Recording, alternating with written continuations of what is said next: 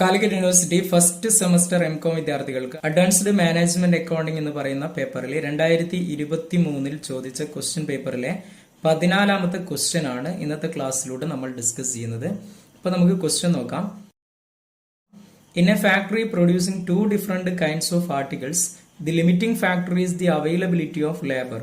From the following information, show which product is more profitable. Product A cost per unit, product B cost per unit ആണ് തന്നത്.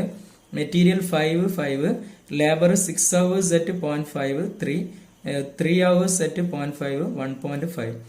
Overhead fixed 50% of labor 1.5, 0.75. Variable 1.5, 1.5. Total cost 11, 8.75. The next പറഞ്ഞിട്ടുള്ളത് selling price 14 ആണ്. Then ബിയുടേത് 11 ആണ്. Profit 3, 2.25. Total production for the month 500, 600. Maximum capacity per month 4800 hours. Okay, അപ്പൊ ഇതാണ് ക്വസ്റ്റ്യനിൽ പറഞ്ഞിട്ടുള്ളത്. ഇതിനെ വർക്ക്ഔട്ട് ചെയ്യുന്നത് എങ്ങനെയാണെന്നുള്ളത് നമുക്ക് നോക്കാം. അപ്പൊ ഇവിടെ ഇതിനെ വർക്ക്ഔട്ട് ചെയ്യാൻ ആദ്യം നമ്മൾ പ്രിപ്പയർ ചെയ്യേണ്ടത് എന്താണ്? മാർജിനൽ കോസ്റ്റ് സ്റ്റേറ്റ്മെന്റ് ആണ് പ്രിപ്പയർ ചെയ്യേണ്ടത്. Okay, marginal cost statement prepare ചെയ്യുന്നു. അതായത് ജസ്റ്റ് നമ്മൾ 2 കോളംസ് ആയിട്ട് കൊടുക്കുന്നു. 2 പ്രൊഡക്റ്റ് ആണ് നമുക്ക് തന്നത്. അതായത് product A and product B. Okay, first നമ്മൾ കാണിക്കേണ്ടത് എന്താണ്? സെല്ലിംഗ് പ്രൈസ് ആണ്. ഫസ്റ്റ് നമ്മൾ സെല്ലിംഗ് പ്രൈസ് കാണിക്കുന്നു. സെല്ലിംഗ് പ്രൈസ് എത്രയാണ്? 14 ആണ്. ഇവിടെ എത്രയാണ്? 11 ആണ്. ഈ സെല്ലിംഗ് പ്രൈസിൽ നിന്ന് നമ്മൾ മാർജിനൽ കോസ്റ്റ് അല്ലെങ്കിൽ വേരിയബിൾ കോസ്റ്റിനെ മൈനസ് ചെയ്യുന്നു. അതായത് മാർജിനൽ കോസ്റ്റ് അല്ലെങ്കിൽ വേരിയബിൾ കോസ്റ്റിൽ വരുന്ന ഐറ്റംസ് ഏതൊക്കെയാണ്? നമ്മുടെ ക്വസ്റ്റ്യനിൽ വരുന്ന മെറ്റീരിയൽ വരും. മെറ്റീരിയൽ എത്രയാണ്? ക്വസ്റ്റ്യനിൽ മെറ്റീരിയൽ തന്നിരിക്കുന്നത് 5 ആണ്. ഇവിടെയും ബിയുടെ കേസിലും 5 ആണ്. ദെൻ ലേബർ ക്വസ്റ്റ്യനിൽ തന്നിട്ടുള്ളത് എത്രയാണ്? 3 ആണ്. ദെൻ ബിയുടെ കേസിൽ 1.5 ആണ് തന്നത്. ഇനി നെക്സ്റ്റ് വേരിയബിൾ ഓവർ ഹെഡ് ആണ്. വേരിയബിൾ ഓവർ ഹെഡ് എയുടെ കേസിൽ വേരിയബിൾ ഓവർ ഹെഡ് എത്രയാണ്? 1.5 ആണ്. ബിയുടെ കേസിലും 1.5 ആണ്.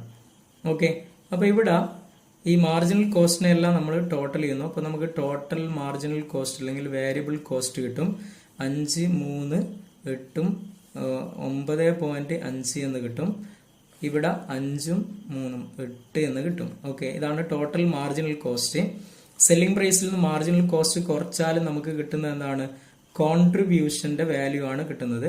അതായത് കോൺട്രിബ്യൂഷൻ പെർ യൂണിറ്റ് കിട്ടും. അതായത് 14 എന്നതിൽ നിന്നും 9.5 മൈനസ് ചെയ്യുന്നു. അപ്പൊ നമുക്ക് എത്ര കിട്ടും? 4.5 എന്ന് കിട്ടും. ഇവിടെ 11 എന്നതിൽ നിന്നും 8 നമ്മൾ മൈനസ് ചെയ്യുന്നു. അപ്പൊ നമുക്ക് 3 എന്ന് കിട്ടും. അപ്പൊ കോൺട്രിബ്യൂഷൻ പെർ യൂണിറ്റ് എന്ന് പറയുന്നത് 4.5ഉം 3യുമാണ്. ഇനി നെക്സ്റ്റ് നമ്മൾ ഇവിടെ കാൽക്കുലേറ്റ് ചെയ്യേണ്ടത് കോൺട്രിബ്യൂഷൻ ഓഫ് കീ ഫാക്ടർ ആണ്.